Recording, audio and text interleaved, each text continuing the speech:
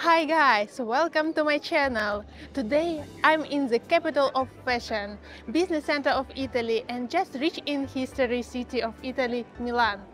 Let's enjoy this trip with me. Milan is not very far away from Zurich, so you can get there by bus or train quite conveniently. I used Flixbus and the return ticket cost me about 75 francs per person. The usual time to get to Milan is about 4–5 hours by bus, but it depends on traffic, as you need to cross some tunnels and the bandwidth is constrained. I was not very lucky, the way to Milan took 6 hours, but still it was okay. The weather was beautiful and I enjoyed the view from the window. The train ticket costs about 150 francs for one person, or 110 francs if you have a Swiss half-tax card. The duration of the trip is shorter, 3–4 hours. Now to the accommodation. We wanted to stay somewhere close to the center, but not to pay a fortune. In April the prices are not very high, so we booked a nice hotel Cinque Giornate. We had 2 nights from Friday and Saturday. It cost us about 240 euros. As far as I can see, now the prices are higher and could be up to 400–500 euros for 2 days. The hotel has absolutely an Italian vibe, and from the first sight you can guess what country you are in. Especially when you open shutters in the morning, the Italian music will start playing in your head.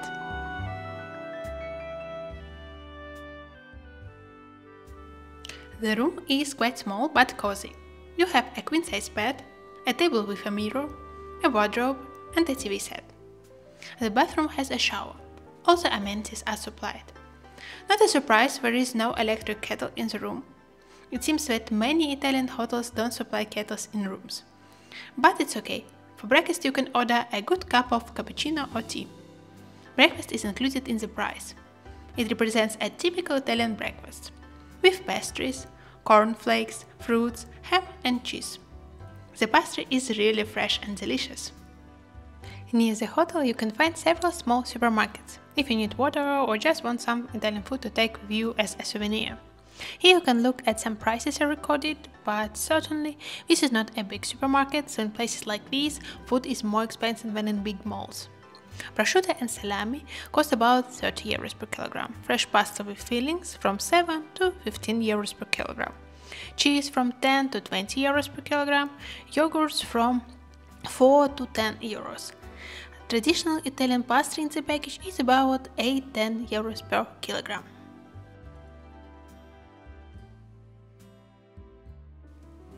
There are plenty of restaurants and cafes outside. There is one pizzeria Federica dal 1929, it took our hearts.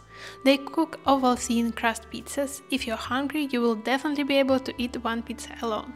One pizza costs around 15 euros. Regarding other food places, you can find pasta and pizza places anywhere, and the prices are really democratic. In small coffee, pasta can cost less than 10 euro. We also had a big lunch in the Milanese cafe. We took pasta as the first course. My pasta was with salmon and my husband had pasta with ham. For the second course I took Milanese chicken schnitzel with potato, and he ate veal under the tuna sauce and salad. Overall we spent 45 euros for such a tasty lunch for 2 people. The best idea is to start exploring Milan from the Duomo square early in the morning. There will be a bigger chance to take nice pictures without big crowds. Duomo is the most impressive site in Milan, so you'll definitely be amazed by it. The Duomo is the 5th largest Christian church in the world. They say there are more statues on this Gothic-style cathedral than any other building in the world, around 4,000 statues. You can even get to the rooftop and you'll see breathtaking views across Milan, plus the famous Madonnina, the gold-colored statue of Mary that stands on the cathedral's highest spire. It's hard to see her details from the ground. The construction of the Duomo officially started in the 14th century, but is still not finished. Actually, it was Napoleon who finished the facade and jump-started the final stages of construction in the early 19th century. The Condoglian marble stone was chosen to be the main building material of the church. and support the supply of this material. Canals were dug leading to the construction site, evidence of which is still visible along the famous Navigli district. I'll show you this neighborhood later in the video. Just on the same square you have another famous building, Galleria Vittorio Emanuele II. The gallery is named after the first king of Italy who wanted to modernize the historic center of Milan in the 1960s, in celebration of the recent unification. He even laid the first stone for this building himself. The gallery is considered one of the oldest shopping malls in the world. The Galleria is a reference of elegance. In order to maintain its visual identity, all establishments inside it must follow certain rules, such as stylizing their brand into a pattern of golden letters on a black background. It was inside this gallery that Prada was born as a luggage shop called Fratelli Prada, and the original shop is still there. In the center of the gallery's floor, mosaic artwork pays homage to Rome, Turin, Florence and Milan. Out of these 4 coats of arms depicted, Turin's symbol of the bull receives the most daily attention. According to local tradition, spinning counterclockwise 3 times while maintaining the heel firmly placed over the bull's testicles brings good luck and words of evil. So no surprise this place is already heavily damaged by everyone tried this tradition. La Scala Theater really supports the phrase, don't judge the book by its cover. The building itself doesn't impress a lot, but the interior is more beautiful and the opera performances won't leave anyone indifferent. The theater has almost 250 years of history and may be one of the most famous theaters in the world. It has seen countless operatic debuts and launched careers. The name La Scala comes from the church of Santa Maria alla Scala, which used to stand on the same site. This church was founded by the noble della Scala family of Verona. The theater was originally lit with thousands of candles, adding a glistering magic to the evening atmosphere. La Scala includes seats high up in the balustrades known as the Loggioni. They were for less wealthy patrons and were instrumental in expanding an opera's popular appeal. Over the years, La Scala became known as a baptism of fire, and a successful show there was a great blessing. An unsuccessful one meant shame.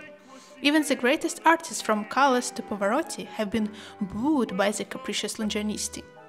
Inside the theater there is a museum, so if you are interested, you can learn about this place and see behind the scenes. The Sforza Castle has been standing tall in Milan since the 15th century. It stands on the foundation of a fortress that was built in the 14th century. It was home to the Sforza family that ruled Milan during the Renaissance period. Actually, Francesco Sforza rebuilt this castle after defeating the Ambrosian Republic. Many famous artists worked under some paintings, sculptures inside this palace. The last work of Michelangelo, the unfinished Rodinini Pieta, is housed in its own little museum inside this castle. Leonardo da Vinci worked on the design and frescoes in the castle. He moved to Milan in 1482 to be a court painter for the Duke of Milan, Ludovico Sforza. He lived in this palace while creating many of his masterpieces, such as the Madonna of the Rocks, Lady with an Ermine, and the Last Supper fresco. Leonardo also took part in other fields such as planning, engineering, and event planning here.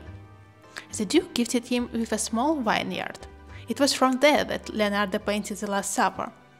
Now the castle has been turned into 7 specialized museums and art galleries. San Maurizio al Monastero Maggiore church is located quite near the Sforza Castle, and that's why we decided to visit it. It may not look impressive from the outside, but is more beautiful inside. You can see many frescoes on the walls in this church, and they date back to the 16th century. Authors of these works include Luini, Campi and Peterzano. There are many religious images of various saints, angels, Jesus carrying the cross and Jesus when he dies. The church with Milan's Sistine Chapel is located at what used to be the most important convent for women in Milan. Remember when I told you that some canals were built during the construction of Duomo? Back then there were many canals which were constructed to transport goods from the nearby lakes. One of the most important deliveries, precious marble from Candoglia, which was used to construct Milan's cathedral, the Duomo. Right now these canals are not needed, so only 3 of them left, and now it's a lively neighborhood with its great bars and boutiques. As you may see, there are plenty of people, so this place definitely attracts many people, especially locals, when you want to connect more with nature. In terms of museums and galleries which I decided to visit, they were the National Museum of Science and Technology, as well as Brera Pinacoteca. Museums of Science is very big and will be interesting to both adults and children. There are plenty of interactive things. The museum covers many areas from steam engines to ships and aircraft, from telecommunications to space. It also contains some Leonardo da Vinci inventions. Count on spending several hours visiting all the main exhibitions.